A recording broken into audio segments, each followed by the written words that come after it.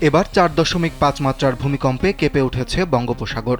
এর প্রভাবে ভারতের অন্ধ্রপ্রদেশের উপকূলীয় কয়েকটি এলাকায় কম্পন অনুভূত হয়। রোববার ভোরে আঘাত হানা এই ভূমিকম্পে বিশাখাপত্তনম সহ আশেপাশের একাধিক জেলা কেঁপে ওঠে। তবে এখন পর্যন্ত কোনো হতাহত বা বড় ধরনের ক্ষয়ক্ষতি হয়নি বলে জানিয়েছে এনডিটিভির এক প্রতিবেদন।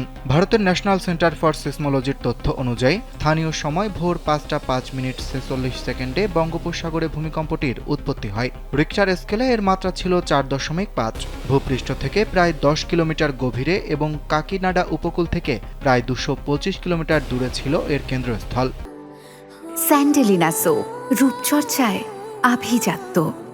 ভূমিকম্পের কম্পন বিশাখাপত্তনমের গাজুও ওয়াকা, মাঙ্গালাপালেম, সাগরনগর, পেড্ডা ওয়ালটেয়ার, আরিলোভা, এমভিপি কলোনি ও আপ্পুঘাট সহ বিভিন্ন এলাকায় অনুভূত হয়। এছাড়া আনাকাপল্লী, বিজিয়ানাগরম, কাকিনাডা ও কোনাশিমা জেলাতেও কম্পনের খবর পাওয়া গেছে। ভারতের national centre for ocean information services জানিয়েছে এটি ছিল একটি অগভীর ভূমিকম্প।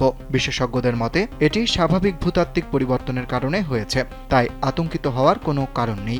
এর আগেও গত বছরের নভেম্বরে বিশাখাপত্তনম ও আলুরি সীতারামারাজু জেলায় হালকা ভূমিকম্প অনুভূত হয়েছিল।